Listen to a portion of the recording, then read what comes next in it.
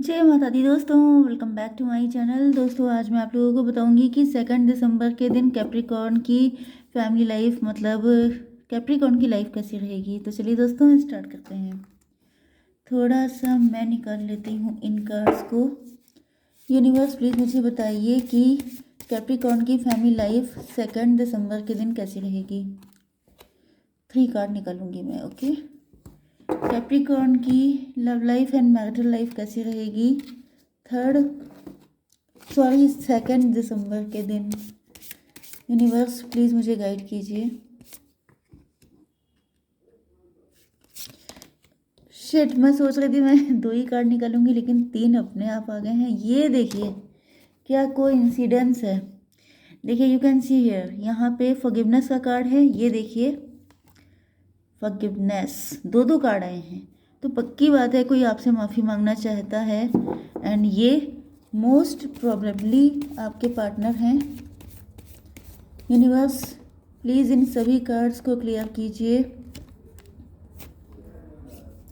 लंबी ना हो जाए रीडिंग, बस यही दिक्कत है। ओके बॉटम की एनर्जी आ चुकी है।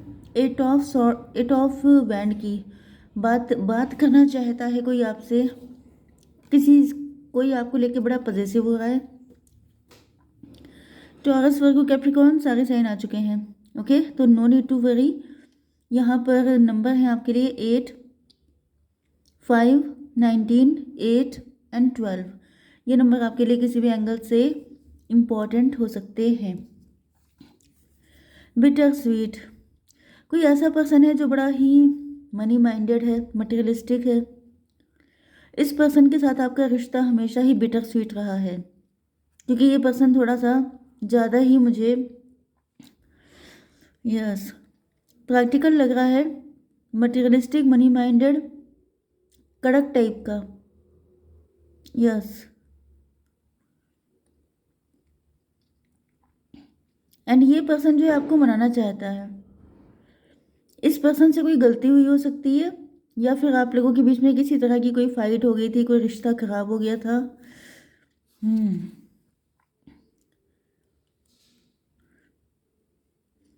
मुझे कुछ ऐसी फीलिंग आ रही है कि ये पर्सन मनी माइंडेड है लेकिन आप इमोशनल हैं, एंड ये पर्सन आपसे पैसे का कोई फ़ायदा चाहता है।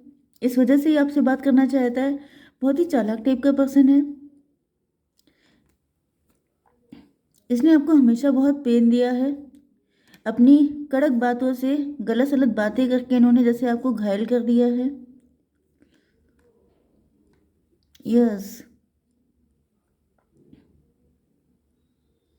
ये पर्सन इस रिलेशनशिप में काम करना चाहता है, या इसको लग रहा है कि अब आप लोग सेल्फ सेंटर्ड हो गए हैं। आप लोगों की जॉब लग गई है, आप लोग अर्निंग हो सकते हैं, एंड आप लोग इस वक्त जम के काम कर रहे हैं। एंड ये पर्सन जो है इसको रियलाइज़ हो रहा है कि इसने अपनी कड़वी बातों से जैसे आपको बिल्कुल चलनी कर दिया है। तो ये अब कोई ऐसा मौके की तलाश में है कि आपसे बात करें एंड बात करके चीज़ों को सॉर्ट आउट कर लें। यस, तो ये आपके पार्टनर होने के चांसेस ज़्यादा हैं, बट ये कोई आपका नियर अबाउट पर्सन भी हो सकता है, कोई ऐसा खास। ओके, इस पर्सन ने कभी भी आपको वैल्यू नहीं दी है। तो आपके पार्टनर जो हैं, क्योंकि रीडिंग आपके पार्टनर के लिए निकली है, तो ऐसा दिख रहा है कि इन्होंने आपको हमेशा फॉर ग्रांटेड लिया है, आपको हमेशा पेन दिया है, दुख दिया है, आपको बुली किया है। अब्यूजिव रिलेशनशिप हो सकता है। बड़ी बेइज्जती आपको झेलनी पड़ी है, बड़ी इंसल्ट की है इन्होंने आपकी, एंड अभी आपसे माफ़ी मांगना चाहते हैं। किंग ऑफ कप्स, आपके पार्टनर को ऐसा फील हो रहा है कि जैसे आपको मालूम सब कुछ था लेकिन आपने कुछ भी एक्सप्रेस नहीं किया। जैसे कि कुछ लोग होते हैं ना जिनको लगता है कि इनको कोई फर्क नहीं पड़ता है। आजकल ये डायलॉग बहुत ज़्यादा फेमस हो रहा है कि फ़र्क नहीं पड़ता है, लेकिन यहाँ पे दिख रहा है कि फ़र्क पड़ गया है। क्योंकि ऐसा दिख रहा है कि जैसे आप लोग काफ़ी ज़्यादा इमोशनल हैं, काफ़ी ज़्यादा लविंग, केयरिंग, नर्चरिंग नेचर के हैं। जनरली ऐसे लोगों का फ़ायदा उठाया जाता है, एंड इनको दिख रहा है कि जैसे आपने इनके रिश्ते को जैसे दफन कर दिया है। मतलब ये होता है, जो इंसान बहुत ही ज़्यादा प्यारा होता है, सीधा साधा अच्छा होता है, वो जब एक लिमिट तक सारी बदतमीज़ी बर्दाश्त करता है, उसके बाद क्या होता है कि फिर वो बिल्कुल ही सफाचट कर देता है किसी ऐसे पर्सन को जो नॉन स्टॉप बदतमीज़ी दिखाए जा रहा है। तो यहाँ पे ऐसा दिखाई पड़ रहा है कि आप लोगों ने बहुत आखिरी लिमिट तक इनको झेला है, एंड उसके बाद आपने कहा है कि गो टू हेल। तो गो टू हेल वाली कंडीशन मुझे किसी के लिए दिखाई पड़ रही है, क्योंकि आपके प्यार को इन्होंने समझा नहीं, उसका एडवांटेज उठाया है। अब ये गिल्टी हो रहे हैं। सारे कार्ड आपके सामने हैं। I feel pain from the damage I have caused. इनको पेन फील हो रहा है, इनको लग रहा है कि जैसे इन्होंने एक अच्छा इंसान खो दिया, एक ऐसा इंसान, क्योंकि आप सिर्फ इतने ही अच्छे नहीं थे कि आप इनकी बदतमीजियाँ झेलते थे, आप इतने भी अच्छे थे कि आपसे अपने दिल की बातें कर लेते थे। इनको आपसे एक ट्रुथ गाइडेंस मिलती थी, एक सच्चा दोस्त मिला था, एक अच्छा इंसान मिला था। तो एक अच्छे इंसान का आप फ़ायदा उठा रहे हैं। जैसे कि किसी पेड़ में बहुत अच्छे फल आते हैं, तो आपने पहले फल भी खा लिए, फिर उसको काट भी दिया, उसकी लकड़ियाँ भी जला ली, सारा यूज़ कर डाला, एंड फिर अफसोस कर रहे हैं कि वो पेड़ तो अच्छा था। तो ये वही कौन सी बात हुई कि आप किसी इंसान से सारे फ़ायदे उठा करके फिर आप उसकी इंसल्ट भी कर रहे हैं। तो ये बड़े ही घटिया मुझे दिखाई पड़ रहे हैं, कोई भी हों। 5 नंबर आ चुका है, मे बी आपको 555 दिखाई पड़ रहा है। आप लोग इस टाइम पर अपने सेल्फ रिस्पेक्ट के लिए खड़े हो चुके हैं। आपके लिए इस वक्त नंबर 1 की चीज़ है आपकी सेल्फ रिस्पेक्ट, एंड उसके साथ आप कोई भी कंप्रोमाइज़ करने को तैयार नहीं है। ओके, ये पर्सन को लग रहा है जैसे इन्होंने आपको कमज़ोर समझा, गलत समझा। इनको लगता था कि आपको फील नहीं होता होगा या फ़र्क नहीं पड़ता होगा। गिल्टी भी आ चुका है यहाँ पर। अब इनको बुरा लग रहा है, इनको मतलब इनका दिमाग काम नहीं कर रहा है, इनकी कोई भी चालाकियाँ पैतरीबाजियाँ काम नहीं कर रही हैं। इनको ऐसा दिख रहा है कि जैसे आपने इनके गंदे वाले रूप के दर्शन कर लिए हैं, एंड अब आपने इनको बिल्कुल ही जैसे त्याग दिया है कि जाओ यहाँ से। ओके, अब इनको आपके पास आने में काफ़ी ज़्यादा हिम्मत की कोशिश लग रही है, मतलब इनको हिम्मत करनी पड़ेगी। गॉसिप हो रहा है, हो सकता है इन्होंने आपके लिए बड़ी उल्टी सीधी बकवास भी की हो सकता है इन्होंने कोई हद ना छोड़ी हो, क्योंकि यहाँ पर तो मुझे इनकी हदें ही दिखाई पड़ रही हैं। I am afraid of what other people will think. मुझे दिख रहा है कि आप लोग काफ़ी ज़्यादा करेजियस हो चुके हैं। अब आप पहले से, क्योंकि होता क्या है कि आप किसी इंसान को देखिए, हो सकता है कि ये ग्रुप ऑफ पीपल हो, ओके, या ये आपके जो पर्सन है ये किसी ग्रुप में शामिल हो, या फिर ये आपके हस्बैंड या वाइफ हो सकते हैं, एंड ये आपके इन लॉज के साथ शामिल होकर आपकी बेइज्जती करते थे, या फिर ये आपके लवर भी हो सकते हैं, लेकिन इन्होंने भी आपके अगेंस्ट कुछ लोगों से गॉसिप किया है। एंड मे भी आपने पहले तो हर चीज़ पहले पहले ही पेन देती है।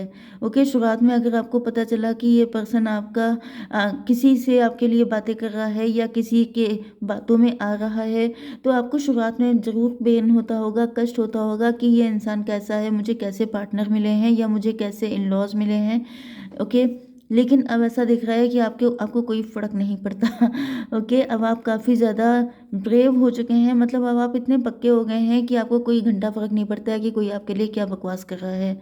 ओके, मे बी इस पर्सन ने गॉसिप में भी साथ दिया है लोगों का, आपके अगेंस्ट बहुत सारी चीज़ें बोली हैं, जिसका भी इनको डर लग रहा है कि एक तो आपको ये सब चीज़ें पता ना चल जाए, या फिर इनको फील हो रहा है कि शायद आपको पता चल चुकी हैं। यहाँ पर 8 एंड 12, 20, ओ माई गॉड।